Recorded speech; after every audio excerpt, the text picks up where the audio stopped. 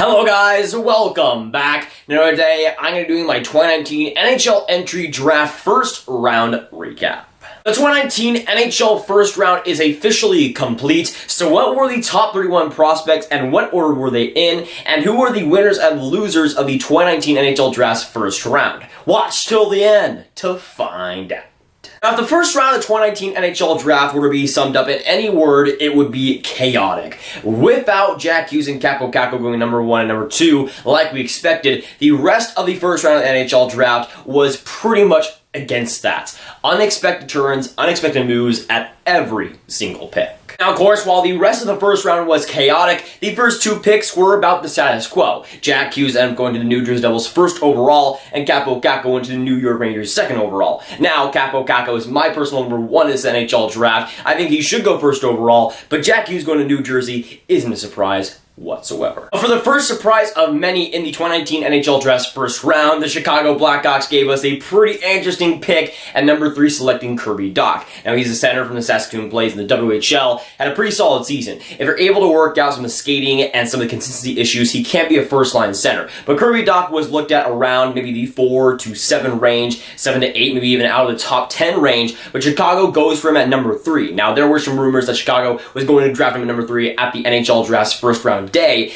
basically at the afternoon. We really didn't hear too much about it until that afternoon, but it was true, and the Chicago Blackhawks do select Kirby Dach. The Colorado Avalanche ended up selecting Bowen Byram with the 4th overall pick. Probably not how this they thought it would happen. I think if they had to draft Bowen Byram, they would have thought that Alex Turcotte would be selected 3rd overall, but they get 4th overall Bowen Byram, and there was some concerns that Colorado would go with Kirby Dach or maybe go with Dylan Cousins if they get that opportunity to get those guys, but if they do get Bowen Byram, they do get the defenseman, and the pairing of Cale Makar and Bowen Byram will be scary in the future. Ended up selecting 2 times in the first round. We had the LA Kings, who selected 5th overall and 22nd overall. Now, Alex Turcotte, he was the 5th overall pick to the LA Kings. He's a pretty solid player that should have gone 3rd overall in Chicago. He's personally my 3rd in my NHL rankings, but LA gets a great player number 5 and a great steal, if I'm going to be honest. And number 22, you had Tobias Bjornfot, who was looked at as a guy that probably should go in the 2nd round, but LA does go and reach a little bit, not too much, but he should be a top 4 defender in the future if he does pan out. Now, for maybe the craziest pick and maybe the unexpected pick of the entire NHL draft, at number 6, the Detroit Red Wings end up taking Moritz Seider. Now, I kind of like to frame him as this year's Barry Hayton, where nobody really expected him to go in the top 5, top 6, but he ends up jumping big and going to that spot. Now, Moritz Seider was a little bit less hyped. I think he is a top 15 prospect, but Detroit goes up and takes him at number 6. I like Moritz Seider quite a bit, a German-born defenseman, which you don't see too often. I like the overall game that he possesses, especially two-way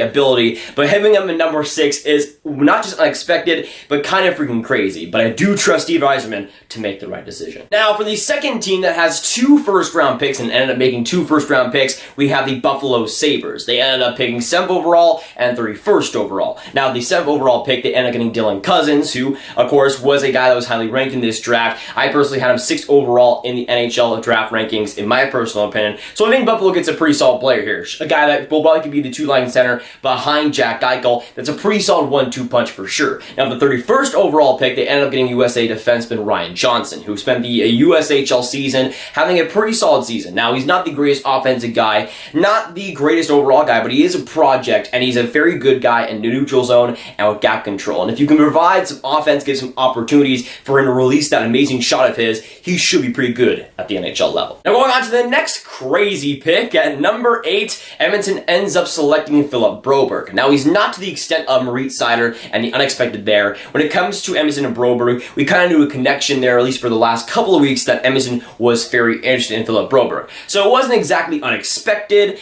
I'm just not impressed. I like the Edmonton Oilers quite a bit. They're in my top 10 favorite teams, but them selecting Phillip Broberg is an absolute yikes. Now, for the third team that ended up picking 2 different times in the first round, we have the Anaheim Ducks, who selected 9th overall and 29th overall. Now, with the 9th overall pick, they end up getting a fantastic player in Trevor Zegras, a guy who I had as the 5th best prospect in the NHL draft. He falls down to Anaheim, which some people predicted, but he will be the first line center for Anaheim in the future and will be the number 1 guy. At the 29th overall pick, they ended up getting a very solid player too, getting Brandon Tracy, a guy who was with the Moose Jaw Warriors, had more points than Kirby Dach Dach and Peyton Krebs, albeit on a good team, but still should be an excellent top 6 winger, especially in Anaheim's future. Of course, going on to number 10, to the team that ended up hosting the NHL draft, the Vancouver Canucks ended up selecting Vasily Podkolzin 10th overall. And when it came to Vasily Podkolzin, he was a very interesting prospect throughout this draft on where he might fall in the NHL draft, but Vancouver ends up taking a risk on him at number 10, and it might be a decent fit. He's the type of prospect that Vancouver kind of needs with his grit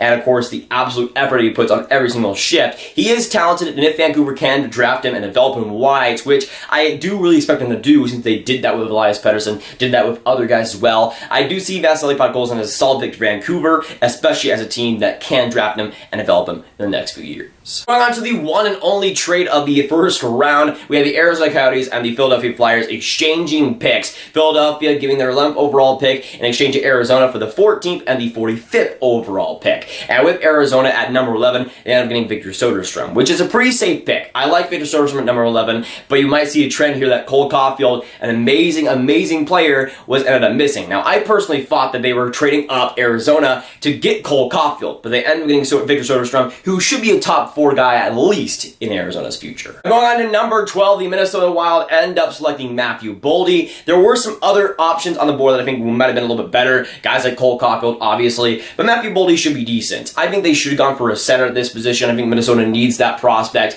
needs that first-line center prospect in their core, but Matthew Boldy should be an excellent, solid piece for Minnesota going forward, and maybe one of the more underrated prospects in this NHL draft. Heading on to 13th overall, the Florida Panthers do select Spencer Knight, American-born goaltender as well.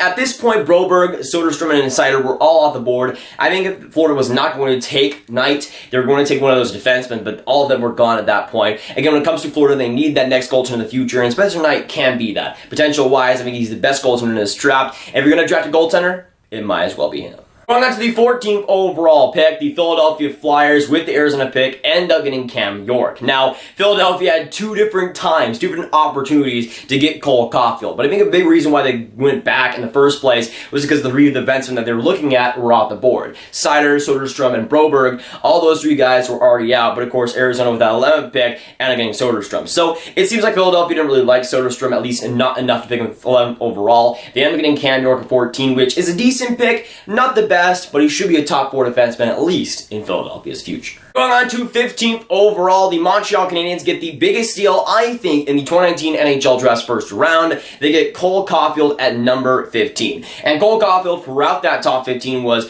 kind of weird. At every single pick in that kind of 6 to 15 range, like, okay, is Cole Caulfield finally going to get picked? Is he finally going to get picked? Come on, let's get this going. He didn't get picked for the top 14 and ends up being available to the Montreal Canadiens, who Mark Bergevin is pretty much saying easy pickings at that point. I think he's the best player obviously available at number 15, and Montreal obviously agreed. Also, for some dumb reason, forgot to mention that, yes, Colorado does have 2 first-round picks, number 4, Bowen Byram, and number 16, Alex Newhook. Newhook is a very good player to get at number 16. With Bowen Byram and Alex Newhook, that'll be an amazing end to a great first round for the Colorado Avalanche. Going on to 17th overall, the Vegas Golden Knights end up picking Peyton Krebs with the 17th overall pick. And I think this is a fantastic pick for Vegas. Guy, when it came to Peyton Krebs, he should have been a top 10 prospect for sure. To get him at number 17, I think is a big steal for them. Yes, he did have surgery on his Achilles tendon, but once he is healthy, he should be scary, and Vegas definitely sees that. Going on to 18th overall, and the Dallas Stars do select Thomas Harley from the OHL. And some of you guys know I'm a Dallas Stars fan,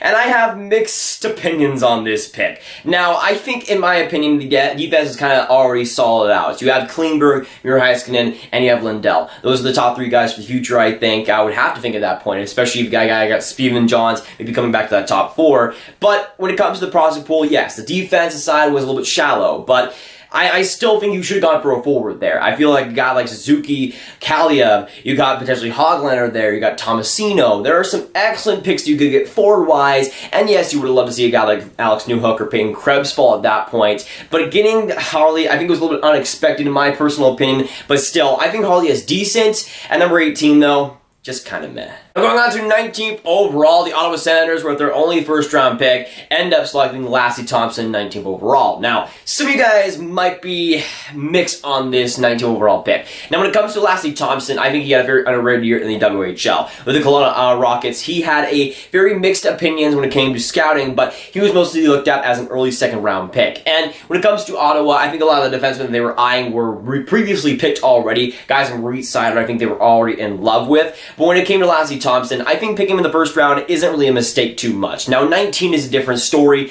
because you had defensemen like Ville Heinola already available at that point. But I think Lassie Thompson will be looked at as an underrated prospect in this draft. But going 19th overall is a big risk. And even I will admit that. Speaking of the devil of Ville Heinola, at 20th overall, the Winnipeg Jets end up selecting him at 20. Now, this makes sense, of course, with the Jacob Trouba trade, sending back the 20th overall pick. They want to get a decent player to get back, and Ville Heinola, I think, will be that type of guy, that defensive prospect. While I don't think they needed another defensive prospect, I still think overall is a solid prospect to get there. Personally, I had him as the 25th best prospect in the draft, but 20 is not a huge reach. Going on to 21st overall, and for the first time since 2014, the Pittsburgh Penguins do select in the first round, and they select Samuel Poutine. Now, he had a very interesting QMJHL season, and I think he is a pretty underrated prospect. The high-end skill that he has there is fantastic, and I like to compare him to kind of a garbage bin or a poor man's version of Mark Stone. He has some great qualities, though, and I think picking him in the 21st overall pick is a very underrated move. It might not be the best one at that point, value-wise, but I think he could become a very NHL-ready guy and an underrated prospect when it's all said and done. Going on to 23rd overall, the New York Islanders do select Simon Holmstrom. He's a very interesting prospect, as I had him as my 33rd best prospect in the 2019 NHL draft. Now, the New York Islanders, yes, get him at number 23,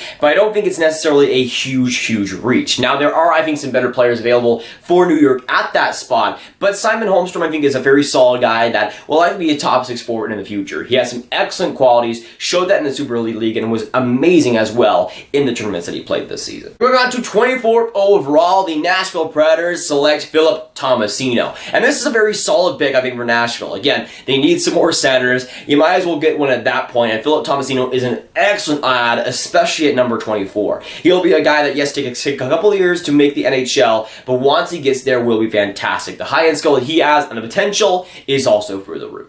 25 overall, the Washington Capitals select Connor Mcmichael, and that's also a very interesting pick because with Washington, you might want to think that they go for a winger there, but a center also kind of makes sense. With a guy like Backstrom, who's kind of getting older as well, you want to get a second-line center behind Evgeny Kuznetsov, and I feel like Connor Mcmichael can definitely be that. In his time with London, he's a very smart player, makes the right decision a lot of the time, and has a pretty underrated talent. If you do develop him right, could become a lethal, amazing second-line center. For the 26th overall pick, the Calgary Flames end up selecting Jakob Pelletier, and he is a very underrated prospect in this draft, and also kind of surprisingly by Calgary. I think a lot of people maybe thought that they'd go for Brett Leeson, the age 20-year-old, but Jakob Pelletier is a pretty smart move for Calgary to make, and I definitely believe that. I had him as my 23rd best prospect in the 2019 NHL draft. I think it's a solid pick for Calgary, especially at 26th overall. Going on to 27th overall, the Tampa Bay Lightning end up selecting Nolan Foote. Now, of course, you would probably remember that name because Cal Foote was also a Tampa Bay Lightning prospect. He's still in the system and maybe looking to go in the NHL next season. Look like a pretty solid prospect, but now you add his brother Nolan Foote to the Tampa Bay system, and that changes everything. Now, Nolan Foote did not have the greatest numbers in the WHL. He had a broken left wrist throughout pretty much the whole season,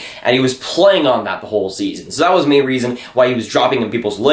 But Tampa goes for a little bit of a risk here. If he does pan out, if he is healthy, I think he can be a pretty underrated prospect in this draft. I personally want to draft him in the first round, but if you have that brother connection, that could be a very solid duo for years to come. Going on to 28th overall, and the Carolina Hurricanes end up selecting Ryan Suzuki, the center from the OHL. Now, Ryan Suzuki, I think, should probably not go 28th overall. I think he's a better prospect than that, but Carolina obviously has a lot of faith in him. Now, I thought they were for sure going to go for Arthur Kaliyev, a guy that can fix a lot of their scoring issues, but Ryan Suzuki is a very solid prospect too. I don't think they were ever going to go for a defensive prospect. I think that is all cleaned up right there. A forward prospect is the way to go, but Ryan Suzuki is an excellent one, especially at 28. Going on to 30th overall, the Boston Bruins, who lost the Stanley Cup Final to the St. Louis Blues, if you don't know already, ended up selecting John Beecher. Now, this kind of makes sense for Boston. They already got Bergeron there, Krejci. John Beecher, I don't think is going to be better than the third-line center in the NHL, but I think he will be an NHL player. He's more of a safe pick, a guy that has a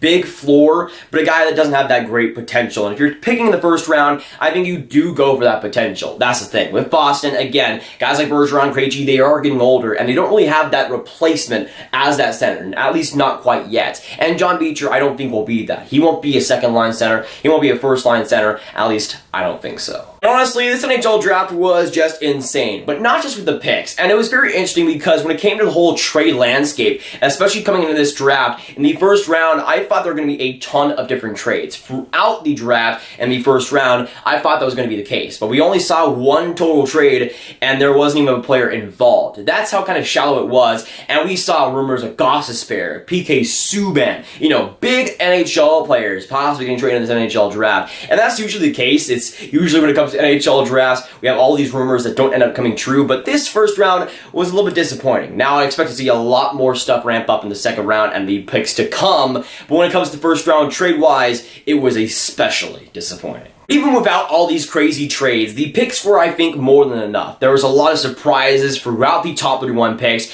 Players you think would never go that high or that low. It honestly was pretty insane. And when we look towards the second round for the second day of the NHL draft, there's a lot of amazing players still available. Guys like Bobby Brink, Arthur Kaliyev, Patrick Pistola. You got some awesome talent in the second round to also look forward to. But of course, with this video, I need to hear your guys' thoughts down in the comments down below. So let me know what you think about the first round of the 2019 NHL draft. What picks did your team make? Are you happy or sad about it? And of course, let me know on to you. Did you predict this NHL first round? What picks were you surprised by? And when it came to the winners and losers, which teams do you think won this first round and lost this first round?